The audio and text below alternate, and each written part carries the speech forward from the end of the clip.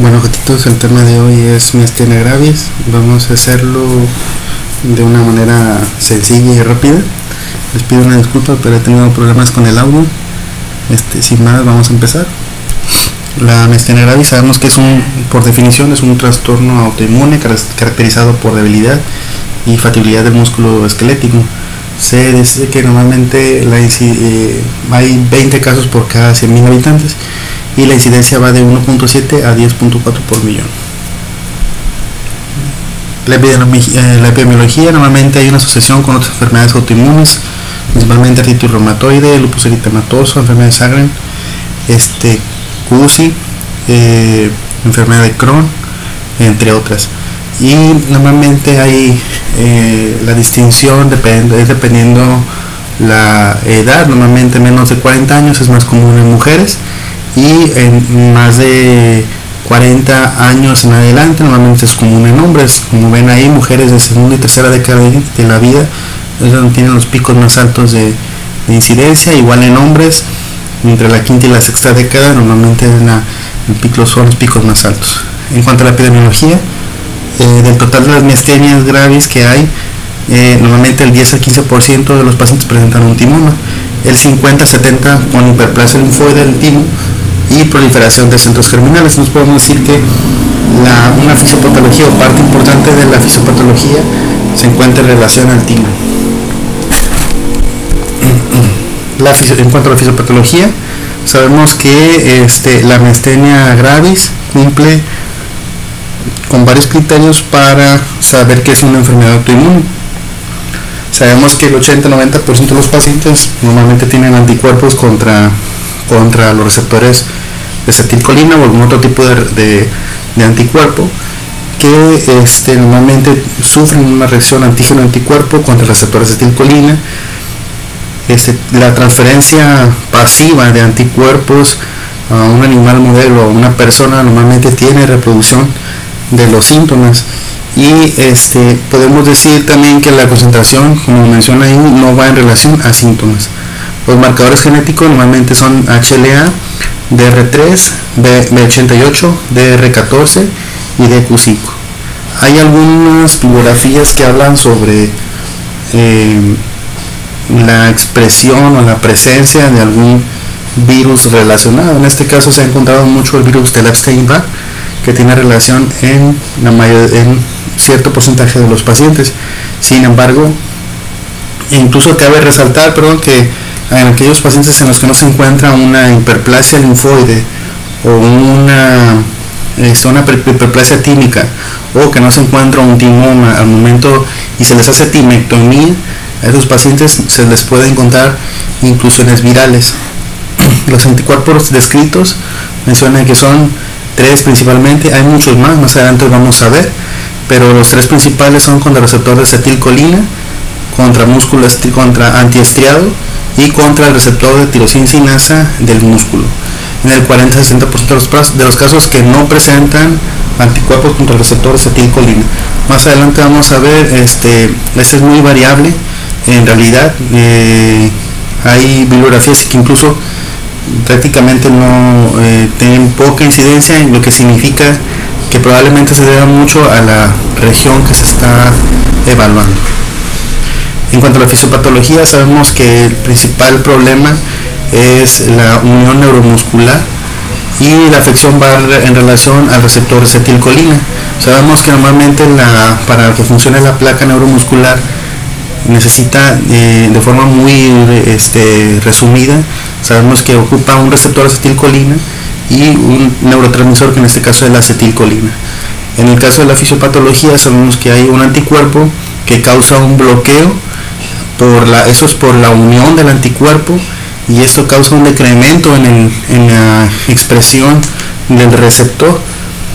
Y incluso se describe que el hecho de que un receptor se opsonice o se destruya no es consecuencia del bloqueo de anticuerpos, sino es más bien por la expresión del sistema del complemento, el cual actúan cuando se expresan esos anticuerpos. Entonces, por eso se dice que dependiendo, no todos los pacientes tienen la misma afinidad por el receptor de acetilcolina, o el anticuerpo no tiene la misma afinidad por el receptor de acetilcolina, y tiene que ver mucho también el sistema del complemento. Y por eso, por más, como mencionamos anteriormente, no importa la cantidad de anticuerpos que tenga, no lleva en relación a la clínica del paciente. En cuanto a las manifestaciones clínicas, sabemos que son el síntoma cardinal, es la debilidad, que es fluctuante, y es que es de músculo esquelético. No hay que confundirlo con la astenia o adinamia, ¿sí? Normalmente la fatiga del músculo empeora en el transcurso del día y es más común durante la noche o posterior a realizar algún ejercicio. Síntomas normalmente son ausentes por la mañana. Las presentaciones de los síntomas, de acuerdo a la presentación del paciente, la clínica que tiene, sabemos que si es ocular, normalmente hay otros trastornos que también deberíamos de hacer un diagnóstico diferencial, ¿no? Como en caso de las lesiones del nervio craneal, síndrome de Horner, oftalmopatía tiroidea. En caso de las lesiones vulvares, lesión de los nervios craneales, enfermedad de motoneurona, lesiones malignas a nivel nasal o orofaringe. Debilidad de miembros, en caso de, bien siendo descartada enfermedad de motoneurona, enfermedades desmielizantes, neuropatías, otras neuropatías, lamberito y miopatías. En caso del cuello, enfermedades de motoneurona, miopatías o miopatía del propiamente de los músculos paraespinosos. En caso respiratorio, que es muy raro, enfermedad de motoneurona y poliomielitis. Y en el caso de que sea distal, motoneurona, enfermedad desmielizante y miopatías distales. En cuanto a los subtipos clínicos de la miastenia, normalmente cuando es de inicio temprano, habría que descartar que la principal histología típica que se presenta son hiperplasias y los anticuerpos principalmente relacionados son con los receptores de acetilcolina.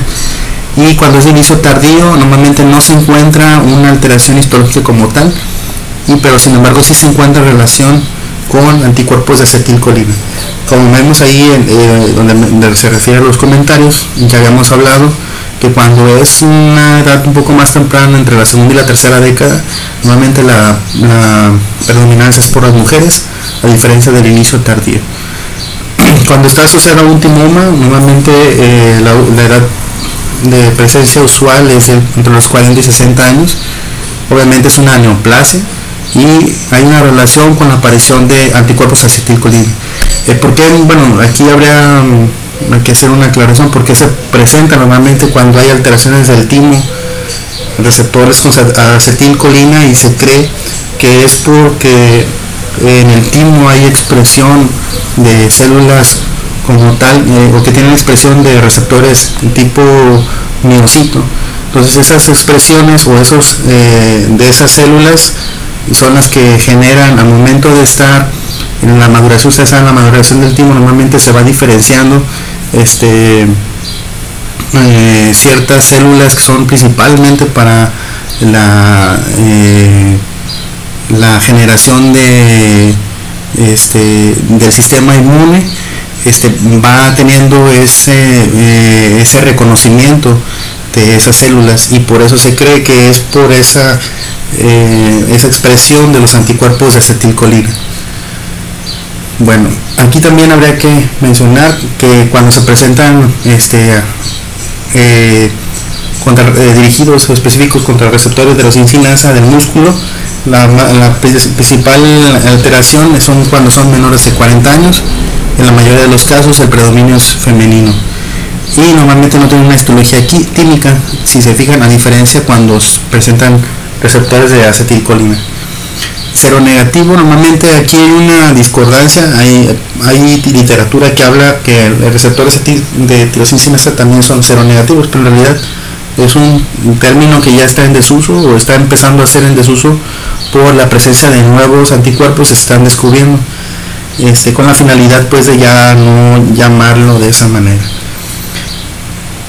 Cuando es seronegativo normalmente es variable la edad de inicio, hay hiperplasia. En algunos casos el receptor de acetilcolina es de baja afinidad y normalmente tiene una heterogeneidad clínica. Cuando es ocular normalmente es en adultos y en niños en Asia, adultos en Estados Unidos y en niños en Asia, y es desconocida la histología y normalmente el receptor más común es de acetilcolina. El tipo predominante normalmente es una población asiática.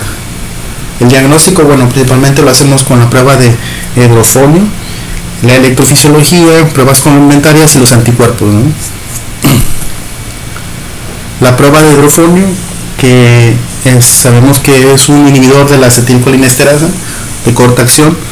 Para esta prueba se tienen que seleccionar los músculos a evaluar, o a los que han sido dañados, y normalmente la administración empieza con 1 miligramo. Esto es para ver la tolerancia que tiene el paciente y ver si desarrolla algún dato, algún efecto adverso. Normalmente los efectos adversos son síntomas vagales, que son los más comunes, bradicardias, o incluso paros. Entonces, por eso el paciente, al momento de hacer esta prueba, debe de estar en un lugar adecuado, donde se encuentre un equipo de vía aérea, donde haya atropina, donde podamos tener incluso una vía permeable por cualquier cosa que pudiera pasar. Posterior a esa aplicación de 1 miligramo, se decide la aplicación de 3 miligramos. A esto es al minuto de la primera aplicación.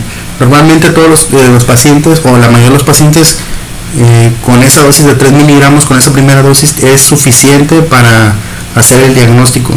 Pero se dice que en caso de que no haya una mejoría de los síntomas, entre los 30 y 60 segundos posterior a la administración, se tendrá que realizar nuevamente una administración de 3 miligramos. Y hay hospitales que no tenemos, que no tienen pues hidrofonio o cloruro de hidrofonio, por lo cual se hace la prueba con neostigmina. Normalmente la dosis normal va de 0.04 miligramos por kilo de peso intramuscular, o 0.02 por kilo de peso IV. Y aquí habría que ver, seleccionar muy bien el paciente. En caso de que no sea candidato por la prueba, ya que pueda presentar a lo mejor algún que pueda ser intolerante al medicamento, o ser insensible al medicamento incluso, o que sea cardiópata, o tenga alguna otra contraindicación para aplicación del medicamento, se puede hacer la prueba del hielo. La prueba del hielo consiste en administración de baja temperatura en el músculo afectado, y lo que hace simplemente es comienza a haber una mejoría en cuanto a la sintomatología. La electrofisiología, normalmente se habla de sensibilidad cuando es solamente con estimulación nerviosa. En un 75% de los pacientes tienen una sensibilidad aceptable, y normalmente se detecta cuando hay una estimulación nerviosa entre 2 y 5 Hz, y cuando es de fibra única es una sensibilidad de hasta el 95 al 99%. En las dos pruebas anteriores, tanto en la cloruro de hidrofonio como en electrofisiología, hay que tener mucho cuidado, sobre todo porque hay patologías que pueden asimilar, o que pueden similar también pruebas positivas, como son en el caso de de algunas miopatías, la enfermedad de Lamberton, y algunas enfermedades demielinizantes. Entonces, por eso es importante conocer muy bien cuál es o hacer bien el diagnóstico diferencial en cada uno. En cuanto al tratamiento, no me voy a sumergir mucho en esto, simplemente mencionar que existen cuatro tipos de tratamiento en realidad, pero en cuanto al tratamiento médico son 3: el sintomático, el a corto plazo, o en caso de una crisis, el tratamiento a largo plazo. En caso del tratamiento sintomático, se hace normalmente con piridostigmina. Sabemos que es un inhibidor de la acetilcolinesterasa, y aquí el comentario principal es que puede empeorar los síntomas en pacientes que presentan anticuerpos contra el receptor de tirosina del músculo. Está la plasmaféresis y la hemoglobina intravenosa para el tratamiento en caso de una crisis, y para el tratamiento a largo plazo, que normalmente es para los pacientes que tienen mejor respuesta para lo que es la miastenia cero negativa. Hay varios tratamientos, entre ellos la prednisona, acetopina, micofenolato, ciclosporina, tacrolimus, ciclofosfamida y rituximab. La timectomía normalmente está indicada cuando hay alteración del timo, Es muy raro encontrar series en las cuales se encuentra indicada la timectomía o que realizan la timectomía bajo otras condiciones. Sin embargo, en el caso de la miastenia seronegativa, hay series encontradas, pero sin embargo no hay una buena correlación en cuanto a la mejoría de los síntomas. El pronóstico en realidad es bueno, sobre todo cuando hay una mortalidad es algo baja cuando se presenta una crisis miasténica del 4.5. La debilidad máxima se menciona que es en los primeros 3 años, y la remisión, existe remisión espontánea en 10 al 15% de los casos en los 5 primeros años. Bueno, entrando un poco a la miastenia seronegativa, en realidad no hay mucho de qué hablar, pero se refiere a grupos de pacientes en los cuales no se encuentran anticuerpos contra el receptor de acetilcolina. Esto, como les menciono, es muy variable. Sin embargo, es lo que se comenta. Hay pacientes o hay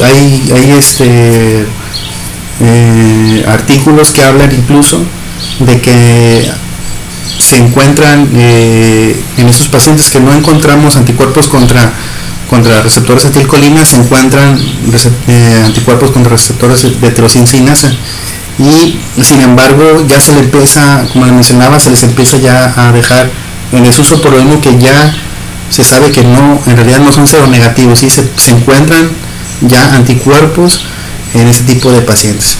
Entonces se sabe que, anteriormente todavía se sigue llamando así, en 80-85% tienen, los pacientes con miastenia tienen ese tipo de anticuerpos.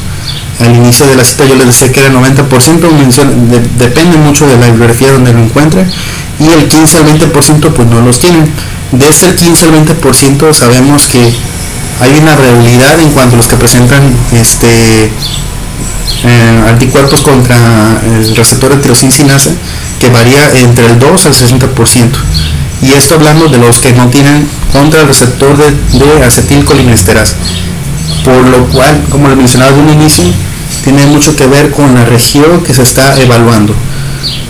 Existen otros anticuerpos detectados, como son el antiestriado, que había mencionado de un inicio, el receptor de rianodina, titina, miosina, alfa-actina, gravina y racina. Así que son solamente o que todavía se están en investigación, pues no están como tal, no es que los encuentren así tan fácil, ¿verdad?, para hacer escrutinio en un paciente. En cuanto a la miastenia seronegativa, en realidad los hallazgos son similares en electrofisiología y respuesta con hidrofonio, o ya sea con estigmina. La clínica es variable, les mencionaba, y en algunas series se refiere a mejor respuesta con manejo supresor, o sea, con el manejo médico que les mencionaba, que es a largo plazo, ya sea con algún supresor, algún tratamiento como ciclosporina o micofenolato, prednisona o cualquiera de ellos. Y en esos pacientes está en duda la timectomía. Se está haciendo todavía hay artículos en los cuales no recomiendan, si el paciente tiene anticuerpos contra acetilcolina positivos y contra receptor de tirosina sinasa, más aparte hay una lesión química, obviamente se va a hacer la timectomía. Pero si no presenta ninguna de esas tres, hay algunos centros que lo están haciendo. Sin embargo, como le mencionaba, sin ningún resultado positivo o con pocos resultados positivos. Y para terminar nada más, aquí en esta ocasión, sería nada más mencionar que la timectomía, hay algunos artículos que mencionan también que se realiza también en pacientes, aunque no tengan lesiones químicas, se puede realizar también en pacientes que no tengan anticuerpos contra receptor acetilcolina, o que tengan anticuerpos contra el receptor de tirosina sinasa.